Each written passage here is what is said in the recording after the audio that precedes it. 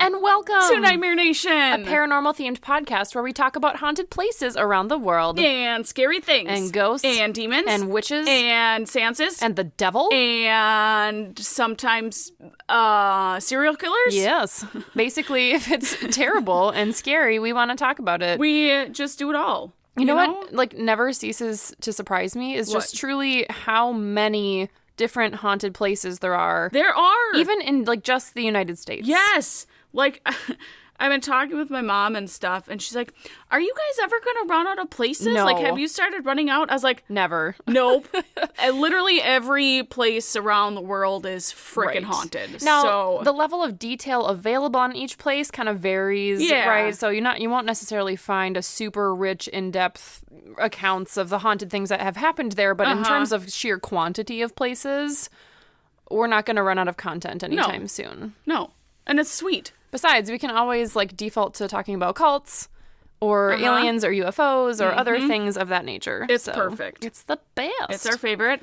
That's why we have this podcast. Yeah, obviously. So, you know, we're here to scare you, provide you really awesome hilarity and comedic things.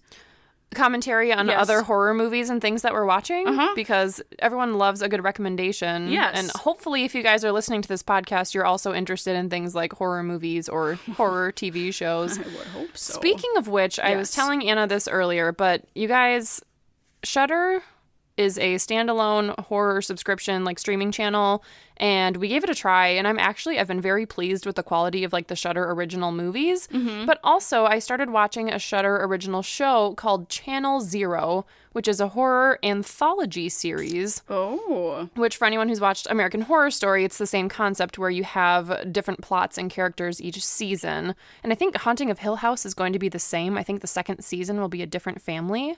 Really? Yeah, I think it's going to be different. Oh, but I still haven't finished that yet. I haven't either. I still need to watch it. The next season comes out in October. Oh, shit. I think. I better so we got to get on that. Shit together then. I need to spend time to actually sit down and watch it because it's just so much. It's like the show that you really have to pay attention to while you watch it, which I think we've said before, I think, on the podcast. Yep. But anyway, Channel Zero is very good so far. I've only watched 2 episodes, but I'm hooked, and the main guy is the guy that plays Mark Brandanowitz in Parks and Rec, which most people probably have no idea who I'm talking about, but I'm like, Mark Brandanowitz. I know him! So anyway, I recommend it. So if you're considering giving Shudder a try, I think they do free trials. Oh, sweet. Yeah. It's good stuff. Nice. Anna and I had a horror movie marathon today. We did. It was pretty great. It was pretty great. You know, since we are working from home, we can essentially just do what we want and still work. So Annie came over and we worked together watching scary movies all day. Well, Anna worked. I didn't really have that much going on today. I actually had shit to do, so it's fine. But, see, and I feel like they call it working from home. What they really should say is working remotely. Because, like, truly, if I wanted to, I could go anywhere with Wi-Fi in the United States and work. Pretty much. So if I wanted to go, like, drive to Florida and spend the winter in Florida working, not that I necessarily want to go there because it's a freaking COVID meltdown all the time. Right. But if I wanted to, I could just, like, head down to Florida and literally, like, live somewhere else for the next few months. Mm-hmm. It'd be fucking great. It would be great. I can, but I like to have 2 monitors just because of what I do. I need to have 2 monitors. But I can work off of a laptop. But, you know, just having the opportunity to just hang out with my best friend and watch horror movies all day while I'm working. Hello. It was the best thing ever. Yeah, it was pretty awesome. It's friggin' sweet. We watched some pretty bad horror movies, though. Yes. Do not watch The Remains. Yeah. That one was on Hulu. It wasn't very good. It was a very cliche, poorly done, not scary, haunted house. Unsuspecting family moves into a house with dark history and scary things happen. And then it ends with what's probably supposed to be like an exciting ending where you see a new family moving in and you're like, oh, it's going to happen again. But it's and then it just doesn't. I mean, it was just dumb. And then the thriller that we watched, too, the slasher, was also not very good. That was called Trespassers.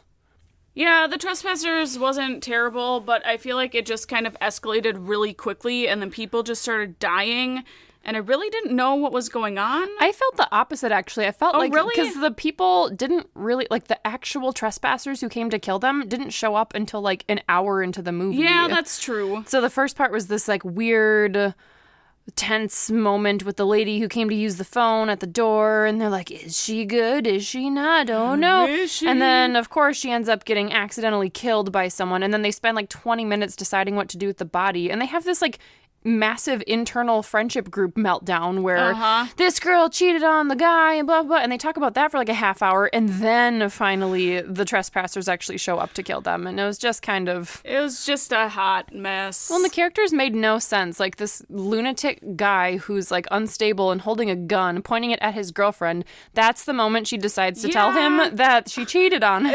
I was like... Really good like idea, there guy. could be a better time to do that. That's ridiculous. But maybe that's just me. Yeah, well, but it's a horror movie. Yeah. So you can't make logical decisions. No, you can't. And So- it's ridiculous. Yeah, not great. And then, of course, and now I finally Tell seen me. Hocus Pocus. She did! It finally... Oh my god, that's the greatest thing ever! We watched it this afternoon, and I was dying, and it's literally just my favorite freaking movie of all time. Anna only quoted every single sentence of the entire movie. All of it, because Yes. I know all of it. Because I've only, been watching it since I was, 8. So that is literally, So- like, your favorite movie Yes. of all time? Yes. Ever? Yes. Will it be forever? Forever and Yes. ever, yes. Okay. I will watch it in November. I will watch it in March. I don't care. You'll I will watch it for your birthday. Yes. I will watch it every day, all day, for all of time. That's great. I'm glad you It's found just that in a the movie. best. It's important to have one of those movies to fall back on, like, anytime Yeah. you're sad, and I'm happy for you. Oh, thank you. So, if you haven't watched it, please go watch it, because it's just the greatest thing on earth. So, Yeah. And now Anna can finally stop yelling at me all the time for yeah, not having because seen she's it. finally You're welcome. watched it. So It's just the best. that was our movie segment. Yes, that is our movie segment. So many movies. Now you're informed. You're now welcome. you got it. It's the best. So we're going to go somewhere, I think, that we haven't been tonight for our episode. I don't think we've done think so. any locations No, in this particular we have part not. of the United States. What particular part of the United States are we going to? Well, we're heading down south to Texas. Oh, we're going down to Going to Texas. Texas, Ooh, baby. Should I talk in a southern accent? No, the whole please day? don't. Nope. Come on, but this is such a good one. That actually I is got a it lot better going. than your previous attempts at a southern accent. I will give you that.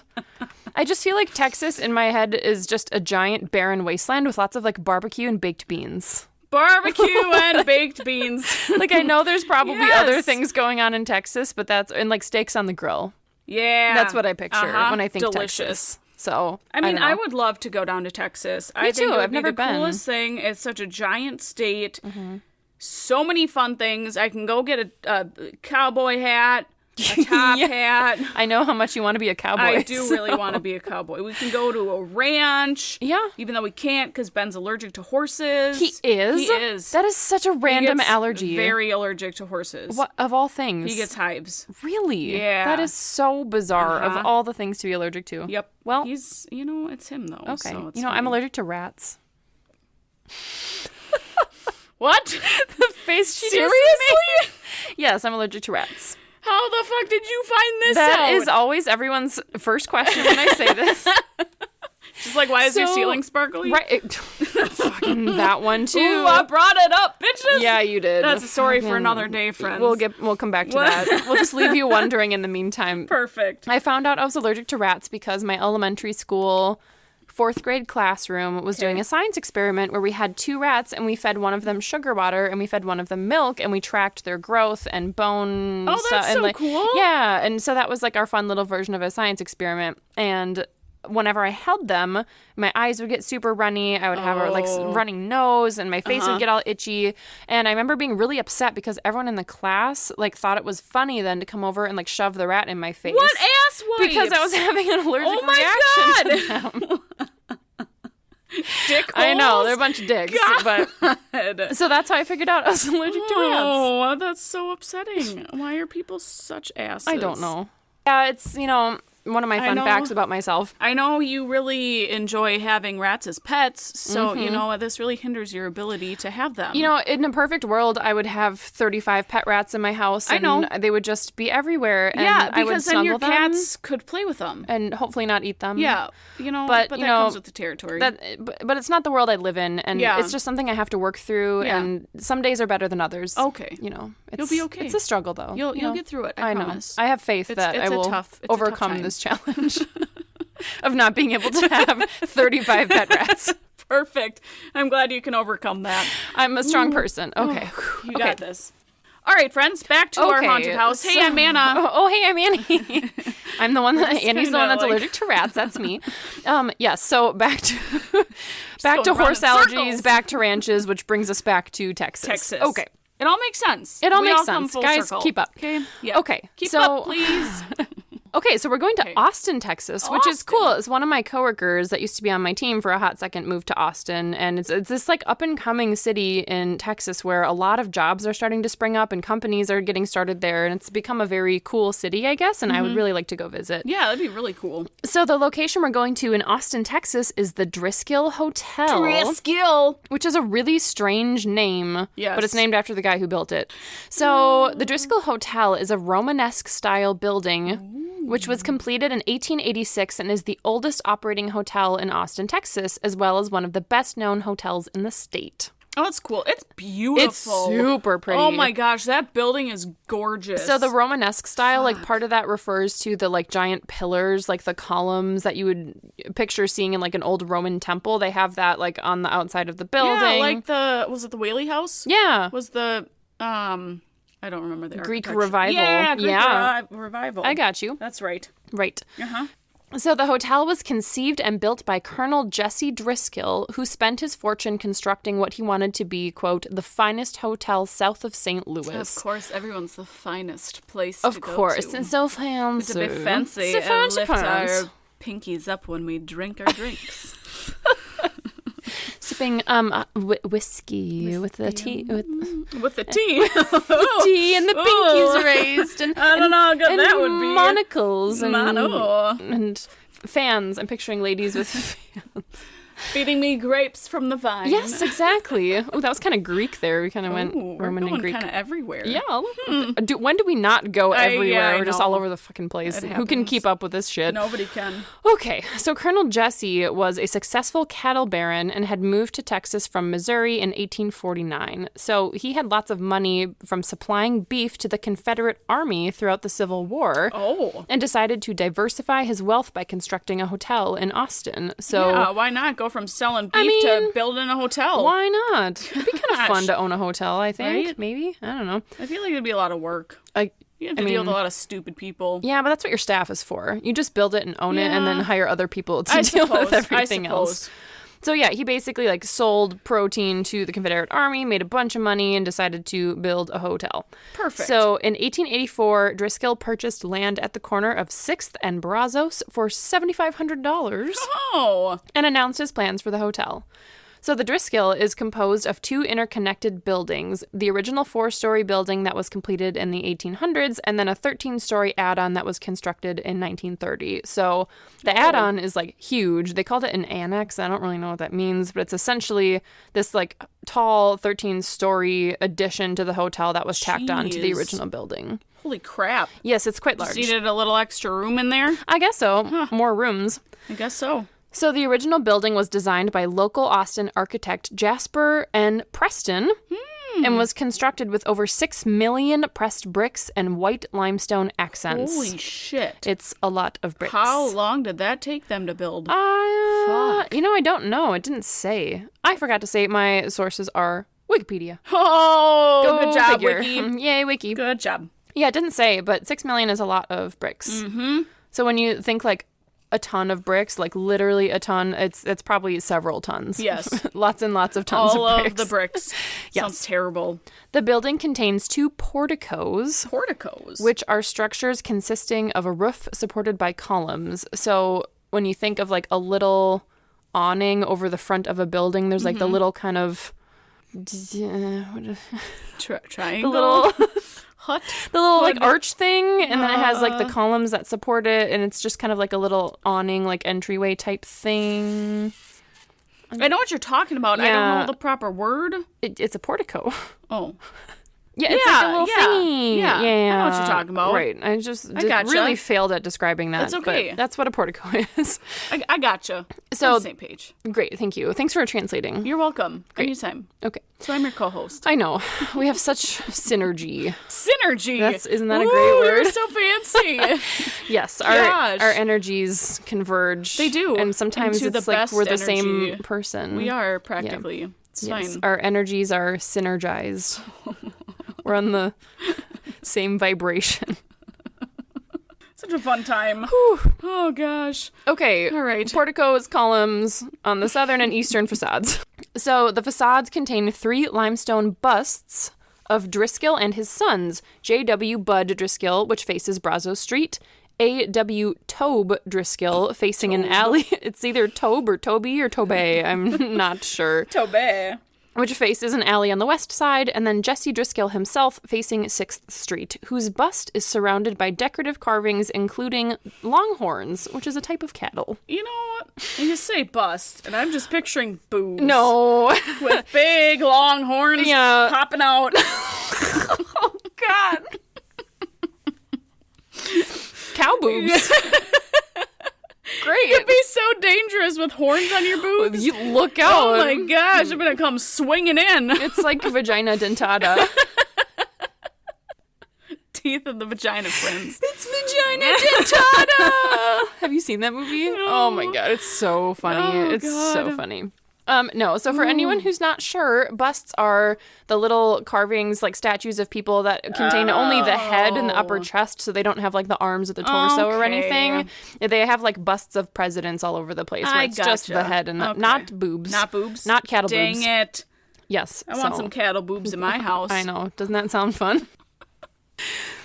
Okay. Here we go. So the hotel held a grand opening on December 20th of 1886 and was featured in several local newspapers. On January 1st, 1887, Governor Sol Ross held his inaugural ball in its ballroom, which was the beginning of a tradition that has been held for every Texas governor since. Oh, that's fun. Which is super fun. I want to have a ball. Yeah, and they do it like for every new governor. They come in and have a little inaugural party at the hotel, so cool. which is cool. So the hotel opened with 60 rooms, including 12 corner rooms with attached baths, which apparently was a very rare feature in hotels of the region at the time. So they used to have more like public, like common shared lavatories versus private bathrooms. At the center of the hotel was a 4-story open rotunda capped by a domed skylight, which makes me think of our high school. Yeah. Like giant open. Yeah, Not exactly. Auditorium. Atrium. Yes. Yeah. Exactly. Yeah. That's what it made me think of. Oh, that's cool. Except for it's not round. This one's a rotunda. So that functioned as a flue to suck up the hot air and cool the building. So they essentially built it to like function as its own like air conditioner just by like the physics of the way the room was constructed. That's so cool. Isn't that cool? I want to build a house like that. People are so That'd clever. be sweet. The skylight was eventually removed when air conditioning was installed on the roof in 1950. So up until then, it essentially functioned as an air conditioner. The building was designed for 2 separate entrances for men and women. Oh, segregation. Yep, of genders. So 2 entrances were reserved for men and were flanked by a saloon, billiard room, cigar shop, newsstand, and barber shop featuring baths. So men get all the like fun shit. They get to drink while smoking cigars in a bathtub. And playing That's pool. what I want. Guess what the women got? They got like babies. They got an entrance that allowed them to go straight to their rooms. Well, fuck you. I know. That's bullshit. Do you know why? I want to have fun. They wanted to be able to proceed directly to their rooms to be able to avoid the cigar smoke and rough talk of the cattlemen in the lobby. Quit your fucking belly Their aching bullshit. ears were too delicate for the rough fairies. talk. Jesus Christ. Have they heard our podcast? 'Cause Right? we swear like fucking Oh gosh, sailors. we would like be on the fucking gallows if we were alive We back would then. be shunned by society so hard. We'd be like the poor beggar Oh women my in the gosh. street that like all of high society rejects and is Seriously. like, we'd probably be deemed like witches. So, sexism aside, the second floor contained the main dining room and ballroom, but separate parlors for men and women, a children's dining room, and bridal suites. Ooh. Yeah, so are the children weddings. like separated from their parents so I that the guess children so. just get to do whatever they want? They get the kids' tables Oh. in their own dining room. Perfect. I'm sure hotel staff looked after them. Maybe. man. I don't know. It'd be nice to have like free babysitters like that. Yeah, it would be nice. Shit. Anders High School had a daycare. Seriously? That's how many students at his high school had children. That they had a daycare. Oh shit. But yeah, so I just thought that was kind of crazy that many That's students. ridiculous. I mean, I think it's a great idea, honestly, because then you help encourage people to keep going to school. You don't have to drop out because you're trying to like figure out daycare. I think it's a great idea. It just kind of blew my mind that was necessary. That's crazy. But yeah, I'm all for free like babysitting at hotels. For Oh, yeah. sure.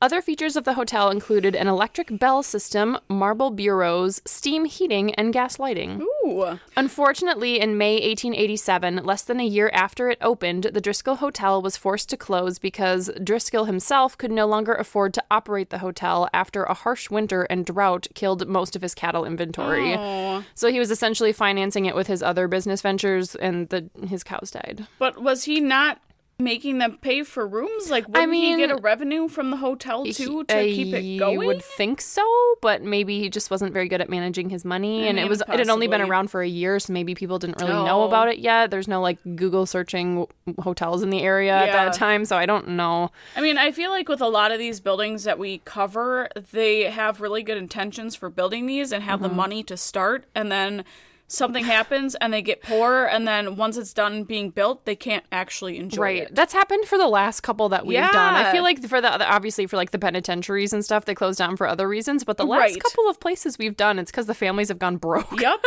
They just can't afford it. Yeah, it's like, it's too okay, bad. well then live within your means, people. Yeah, people, don't be Gosh. stupid. Stupid 1800s people. Well, part of what made the problem a problem in the first place was that the hotel's general manager and almost half of the staff actually got hired by a different hotel in nearby Galveston, Texas. Oh. So like half of his staff essentially got like poached by another hotel. And he was like, fuck, I guess I'll just close. Oh, shit. So he sold the hotel in 1888 to his brother-in-law, Jim Dockday. Jim Dock Day. Jim Dockday. So he reopened the hotel the following January. You go, guy. You go, Jim Dockday. Yeah. Shortly after, a successful local businessman named George Littlefield opened the Austin National Bank on the southeast corner of the building. Aww. Once again, keeping in line with our theme of hotels functioning I as was a bunch just of other gonna say that. God. Yes, ma'am. Jesus. I know. They just function as everything. They're just being careful with their space management. I If appreciate only everybody would have actually done that. You know how Yes. much more greenery Oh we my would God. have I know. everywhere? Seriously, like if we can just shit. consolidate, like, do you really need your own standalone building with its own parking lot? Can we all put more stuff in like one building and Exactly. just make a slightly bigger parking lot? Like, See, now I'm hoping that with people working from home, they realize that they don't need all of these buildings. Yeah. So we can demolish said buildings and just plant trees. Yes. Just plant them. We need them. we love nature. The world needs it. I know. It The really ozone does. needs more oxygen. It needs to fix itself. So let's quit being asshole human beings Mm-hmm. and help nature. Part of me really wants to. Have you ever seen like some of those articles or TV shows about like tiny houses? Yes. Which are so fucking cool. They're so cool. And you can easily make that a livable space yes, because you they're don't specifically need a giant friggin' house. No, and I feel guilty as someone who has a relatively big house. I mean, because yours is like an average. Like, it's not that big. that's true. Like in today's Compared standards, to it's some people's. yeah. Like, Well, or like let's build my house, but I'm also going to have 14 acres of just like lawn, not even like Yeah. farm, just like grass. I'm like, do you Yeah. really need that much grass? if you're gonna have it, at least like build different gardens Yeah, for the plant bees. wildflowers. Have some trees in there. Guys, Have a plant pollinator garden. friendly plants. We need the Please. bees. They're That's good what for we're gonna us. do when we get a house. Is we're gonna have a I little bee garden, and we're know. gonna have a vegetable garden. Uh-huh. And then I saw a thing that we might convert our grass into moss because moss is better. You don't have to cut it. You don't have to water it. Mm-hmm. I don't care about having a nice lawn. If it's dry, it's dry. I don't fucking care. I'm excited about the idea of, I think it's called xeriscaping. It's either xeriscaping or like xenoscaping. I think the first one was correct, but it's essentially a type of like landscaping where you plant like things like cactuses and really like water like Ooh. low maintenance plants, Yeah. and you do a lot of rocks instead of like sod and grass and stuff Yeah. in between. So essentially you're eliminating the amount of green space you have in your yard that you need to like fertilize and water and maintain, but you're planting things that are super low maintenance and don't need very much water at all. So you're essentially helping conserve resources. That's what I it's want. Awesome. Because we're not spraying our yard. If we have Creeping Charlie, that's fine. If we have the little white flowers, like that's stuff. fine. That's beautiful. But I mean, like, beautiful. Look how beautiful. And I would honestly not be mad if like half of my backyard was this. No. It looks that's so perfect. beautiful. I love it. Because then you can plant plants for the bees. Yep. Like, I mean, that's especially perfect for people who live out in, like, Arizona or the desert to have that, so you don't have to have grass. Right. Well, God, I look at, like, these, like, pristine green lawns out in, like, dry, dusty parts of, like, California. Yeah. When we went to, like, San Francisco, and I'm like, how much water? Because it's, like, relatively dry, and I guess I don't really know how much natural rainfall San Francisco gets. But, yeah, especially in areas like Arizona, like, how about instead of having a green lawn that you literally have to water every single day because, A, the temperatures are insane, and B, you never get natural rainfall. Like, at least in Minnesota, we get a decent amount of rain. Yeah. But, like, why? That's such a waste of resources. Or just put in turf. Yeah. Turf is almost exactly the same as grass. It's not close. Yeah. Like, yeah, it's close enough. Just so.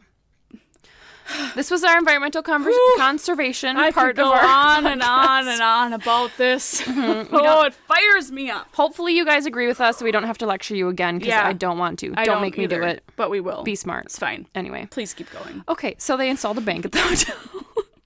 Back to the bank. Back to the bank. All right. So, Littlefield, the guy that opened the bank, later purchased the hotel for $106,000 in 1895 and vowed it would never close again. I feel like that's a lie.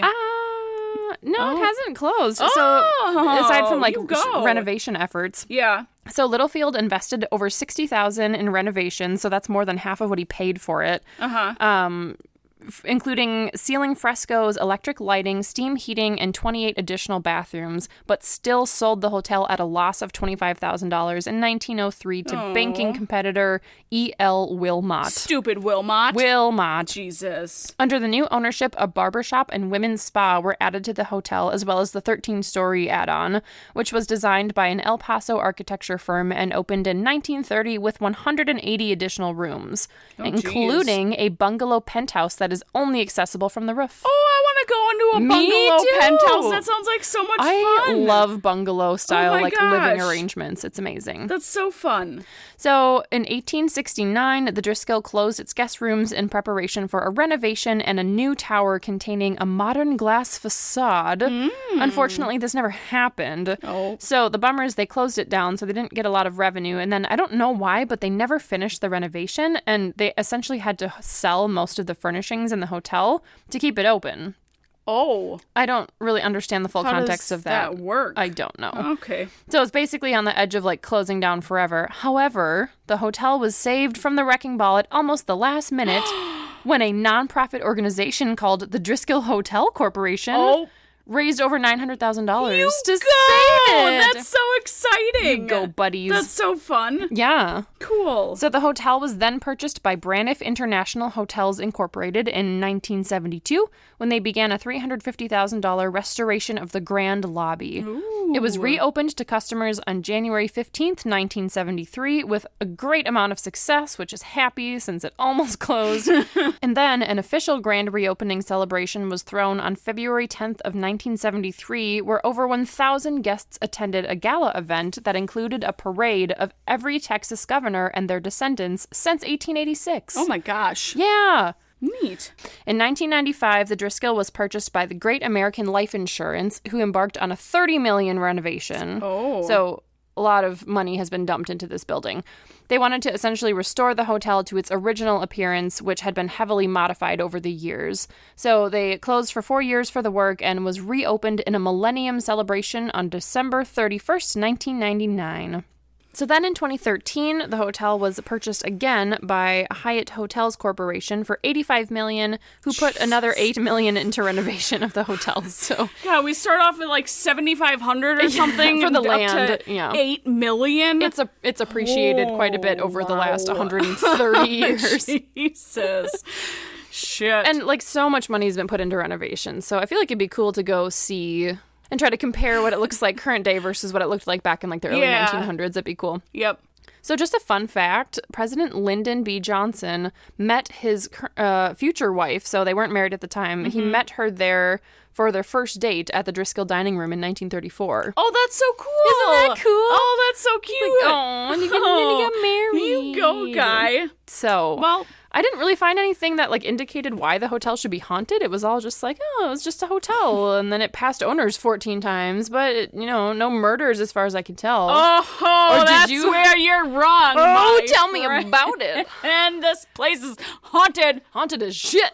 Oh, so haunted. There's like 4 ghosts in this place. Okay. That's all I got for you tonight. Tell me about it. So, the Driskill Hotel. I mean, it's got kill in its name. Yeah, so it makes sense. So therefore it's evil. Obviously. I got my sources from seedpropertygroup.com. Okay. TexasHighways.com. Okay. And TexasHillCountry.com. Texas Hill Country. Yeah. Oh, okay, all cool. of them. You got it. So most of the hauntings are not visual, and it's rare for someone to see a ghost. Really? But most of the hauntings are essentially like feelings, smells, and objects moving. Smells? My favorite. Always smells. So ghost number 1.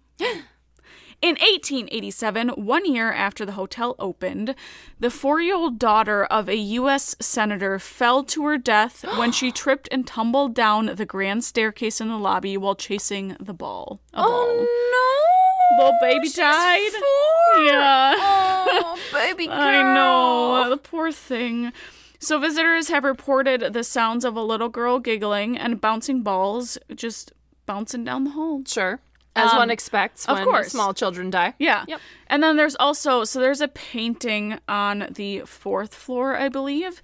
And it's a painting of a little girl that some visitors claim to have seen the girl's facial expressions change, Ew. as well as others reporting feeling ill while looking at the painting or a strange sensation of being levitated.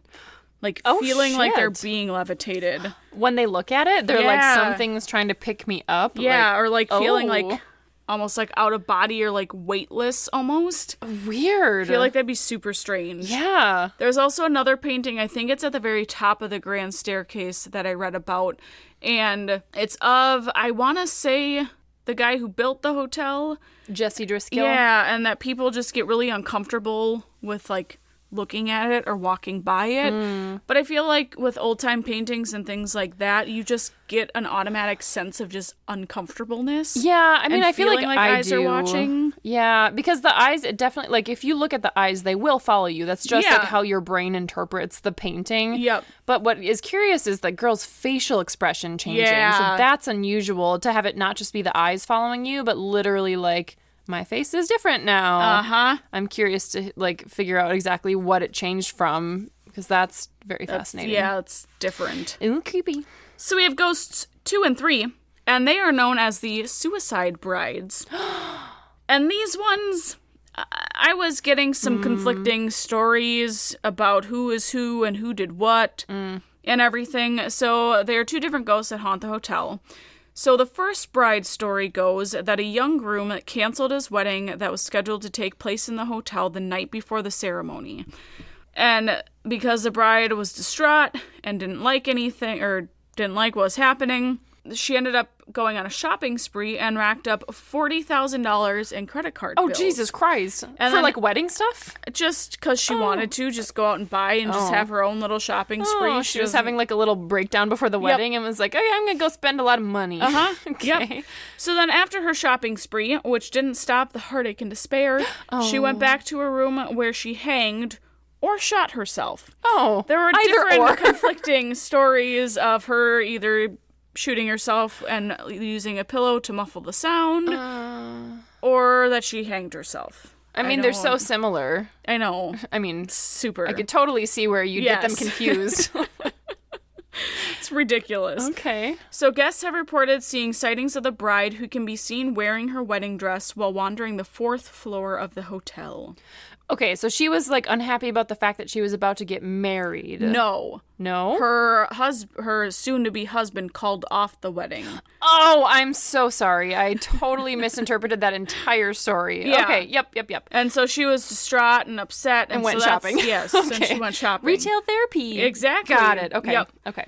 So then the second bride, exactly 20 years to the day, in the same room as the original bride, Oh, fuck. took her life in the bathroom, which is where the first bride took her life, while she was on her honeymoon.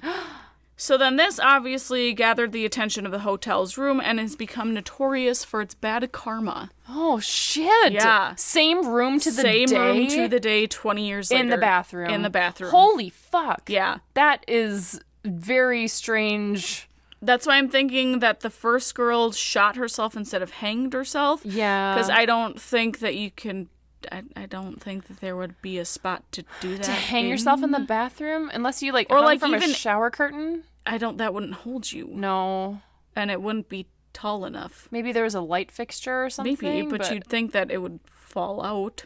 Yeah. from the weight. Maybe she was really skinny. Yeah, I mean, that's a possibility. No, it's a good point, though. I don't see how you could hang yourself in a bathroom. I guess I don't know what the bathrooms look like, but... Right. Yeah. Yeah. Okay. So creepy. I know.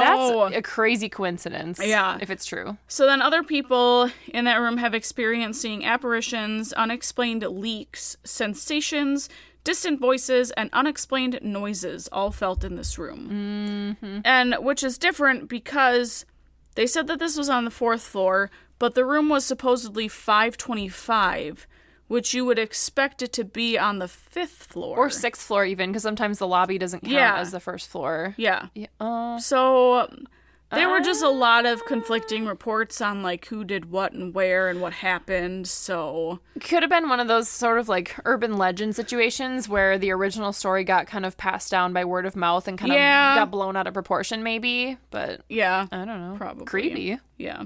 So then ghost number 4 is believed that Jesse Driskill's spirit remains alive in this hotel. Of course. And he hasn't left, so he's just actually enjoying the hotel since he really didn't get to in his lifetime because he just was broke. Freaking same as Casa Loma, like, to the letter. Yep. Same freaking story. Poor guys. Oh, no. So he's just walking around the hotel, enjoying his time, doing Quit what he building wants. stuff you can't afford, you guys. It's so sad. I know. So then over the years, both staff and guests have reported the smell of cigar smoke wafting through the air and lights flickering on and off on the hotel's upper floors. Oh, I know. Jesse. So Jesse's there smoking the cigars just like every other guy who was able to sit there and smoke cigars. But do the women still avoid him to avoid the cigar smoke? Because Probably. they're so fragile of constitution. They can't that have they can't, cigar smoke. No, they can't even be near it. I know. Even though I'm smoking cigars every time I go camping. Oh, yeah? Yep. Yeah, it's I fine. mean, as long as you're not doing it, like, every day. Yep. You don't want to poison yourself. But Exactly. once in a while. Every once in a while. is Every fine. once in a blue moon. Mm-hmm. So those are the ghosts that I found. Sweet. I had to go into the deep, dark depths Did of you? Google to find some good ones. Oh, sorry about that. That's I swear okay. I found, like, a couple of really decent stories when I was just browsing the internet. But That's all right. Yeah. Well, It is what it is. I'm fascinated by the suicide brides, though. That is a Yeah. really creepy Especially, story. like, to the day yeah. that it happened. Yeah, the same day, same location, same room. Oh, so the second one was on her honeymoon, though. It was on her honeymoon. So that's interesting. I wonder, because... But other reports were saying that the first bride was on her honeymoon and it wasn't actually there the night before their wedding. See, no one knows what the hell they're talking about No, with this they haunted don't. stuff. Yeah. Because they all just come up with bullshit that's not true. So what's interesting is if the first story is true that she did commit suicide before her wedding, if the honeymooning bride... Maybe she didn't intend to commit suicide at all, but Maybe. she was there, and I'm wondering if the ghost could've of the been first the- woman was yeah. like angry at seeing another happy bride who got married and was on her honeymoon and was like, well, fuck you. You don't get to be happy. I never got to be happy. And I wonder if that's like something that you would see in a horror movie where Yeah. the ghost like found a new bride who was happy and like made her commit suicide. It could have been, too. Yep. I mean, that's like an insane level of speculation, but I mean, it's a total possibility. yeah. You don't know. Because otherwise, the irony of the dates being the same in the same room in the same location for a bride who's honeymooning, typically if you're honeymooning, you're pretty happy. You're happy. I mean, in most cases. Right. Unless you went through with the wedding when you really didn't want to, but I don't know. Yeah. So. I don't know.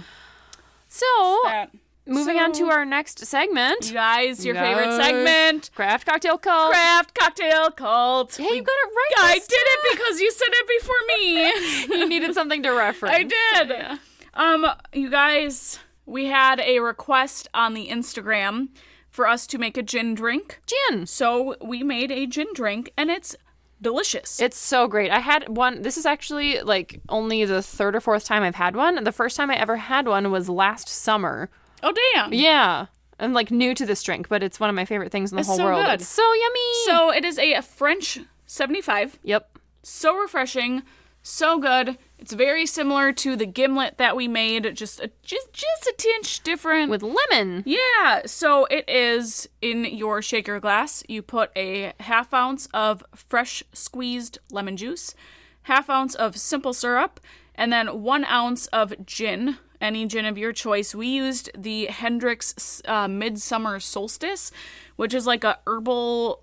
like flowery. Yeah. It almost tasted a little bit like it had like a hint of elderflower liqueur in it. It was good. It was so good. Very refreshing. Yeah, so then 1 ounce of your gin of choice. You put ice in your shaker cup, shake it for 15 seconds, strain it, pour it into a champagne glass, and then from there you're going to top it off with 4 ounces of sparkling wine. Delicious. And then you will peel a lemon. So the lemon peel, you'll do a little spritz of the citrus juice from the peel into your drink. Wipe the lemon peel around your drink mouth rim. Yeah. What do you call that? There's expressing the oils. Expressing and then, the oils. And then what do you call it when you do the thing? I forget. There's a name Oh, for there's a it. name. I don't Fuck, remember. I feel like such a loser of a craft cocktail cult I host know. that I can't remember what that's called. We'll figure it out.